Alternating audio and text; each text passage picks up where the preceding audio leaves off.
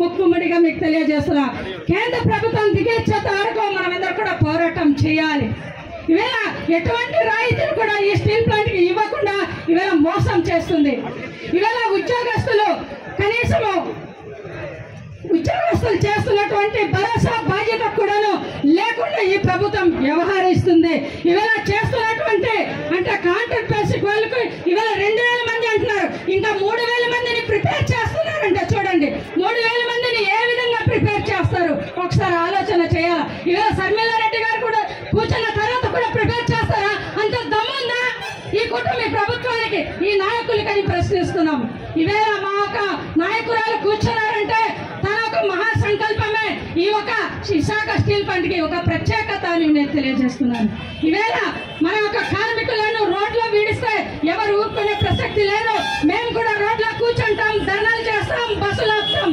రాష్ట్ర వ్యాప్తంగా దేశ వ్యాప్తంగా బంద్ చేయడానికి కూడా విశాఖ స్టీల్ ప్లాంట్ కోసం మేము ప్రాణ త్యాగాలు చేయడానికి కూడా సిద్ధంగా ఉన్నామని తెలియజేసుకుంటున్నాం. నేను మహిళగా చెప్తున్నా, మా శర్మిలారెడ్డి మేడం గారు ఆదేశాల ప్రకారంగా మేమన్నిటి కూడా సిద్ధంగా ఉన్నాం. కాంగ్రెస్ పార్టీ ఎప్పుడు సిద్ధమే సిద్ధమే సిద్ధమే సిద్ధమే, ఎప్పుడు కూడా భయపడదు.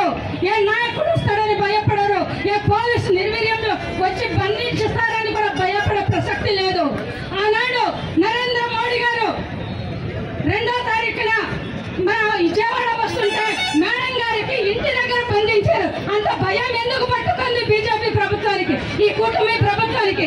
అడిగే హక్కు మా మేడంకి లేదా? చెప్పే ప్రజల కోసం మాట్లాడే హక్కు లేదా? ఇవాళ స్టీల్ ప్లాంట్కి వస్తుందంటే ముందే అక్కడ ప్రిపేర్ చేశారు, కానీ పర్మిషన్ పెట్టి మా యొక్క ప్రజల కోసం నేను మాట్లాడాలి, నేను ప్రజలకు హామీ ఇచ్చాను, నేను ప్రజల దగ్గరికి వెళ్ళాలి, కార్మికులతో మాట్లాడాలని ఇవాళ రావడం అనేది జరిగింది. ఇంత వర్షంలో ఇంత గాలిలో ఫ్లైట్ దిగపోయినా సరే ఎంత త్వరగా వచ్చి మా వేదికను ప్రారంభించి ఇవాళ మీ పక్కన కూర్చున్నారంటే ఇది చిన్న విషయం కాదు, చాలా పెద్ద విషయము. ప్రతి ఒక్కరు ఆలోచన చేయవలసిన విషయమని ఈ అవకాశం ఇచ్చిన పెద్దలందరికీ కూడా ధన్యవాదాలు తెలియజేస్తూ మా మేడం గారి పర్మిషన్ లేకుండా మాట్లాడినందుకు మన్నిస్తున్నాను. Thank you.